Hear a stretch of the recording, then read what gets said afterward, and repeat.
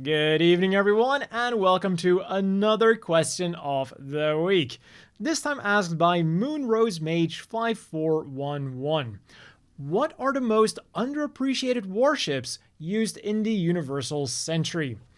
And the first one that immediately came to my mind when I read this question was the humble Salamis-Class cruiser from the 1-Year War.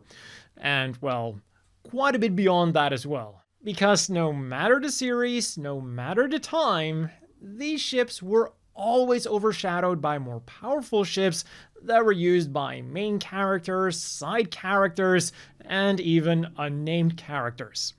In the original Gundam, there was the wide-base Antietam-Class. In 0083, there was the Albion Antietam Class.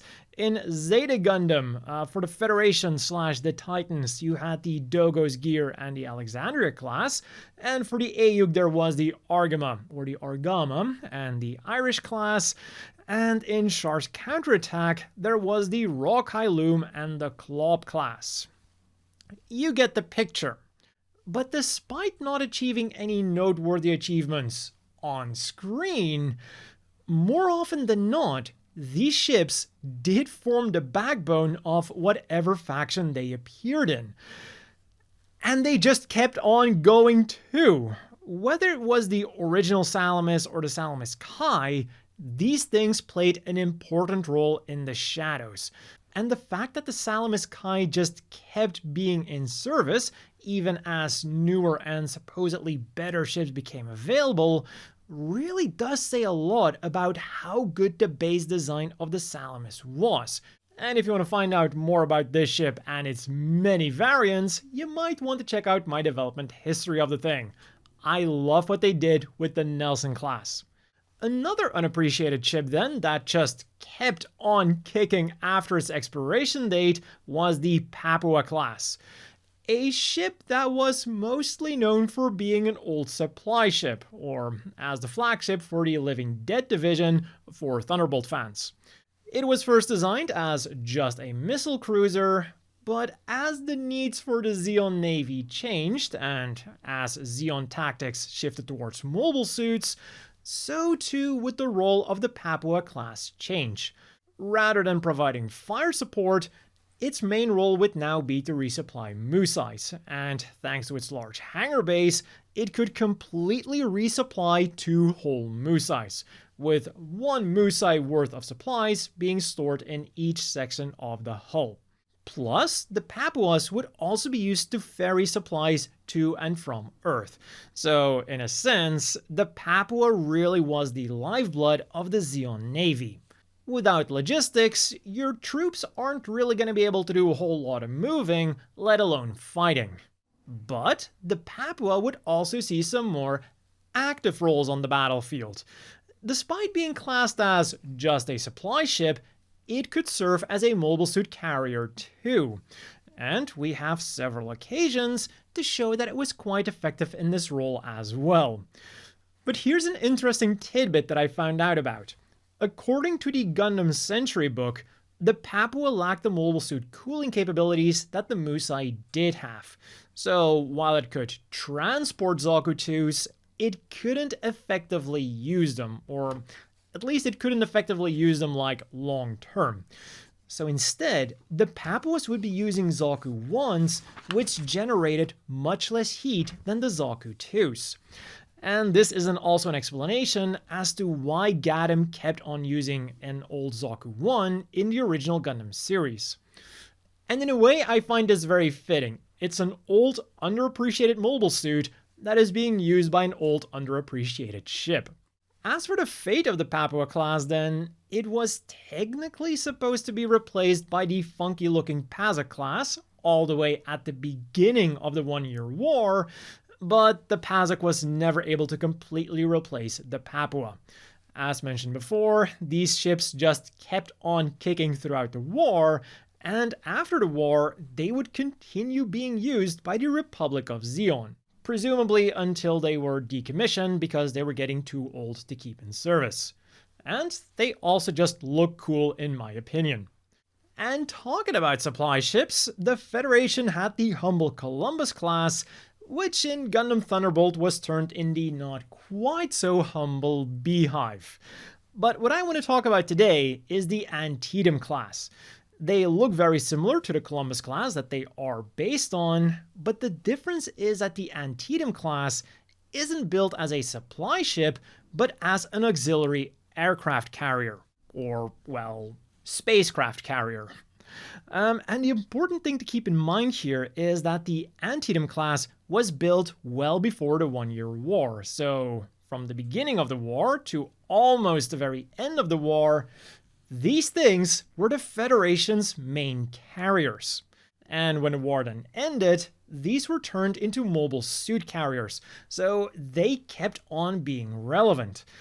It's just a shame that we barely see them appearing in any form of Gundam media.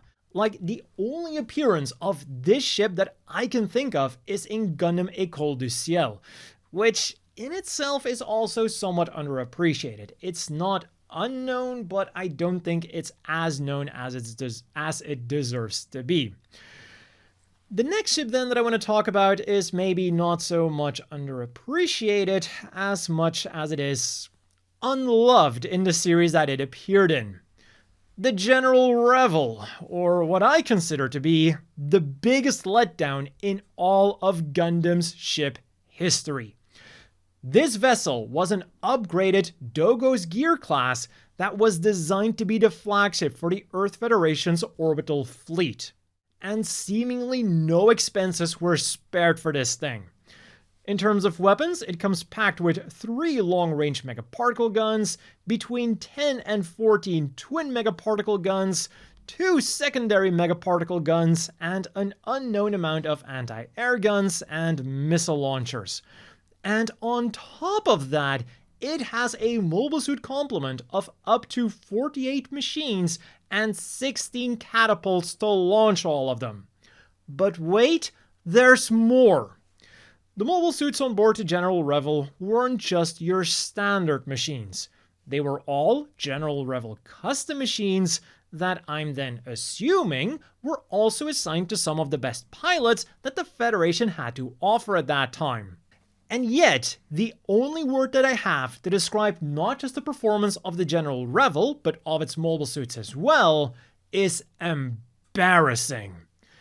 In Unicorn, it only showed up 2 times, and both of those times were a complete failure.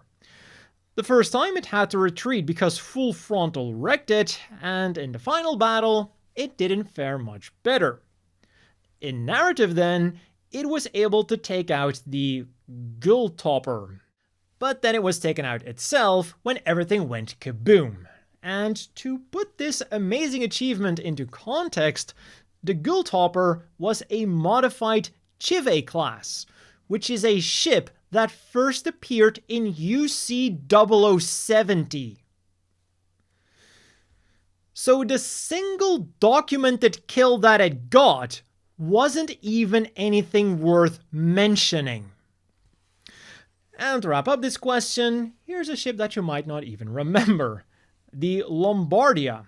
And even the line art might not help you with remembering this thing. It was a development from the Alexandria-Class that was made to focus less on raw firepower and more on maneuverability and mobile suit handling capabilities.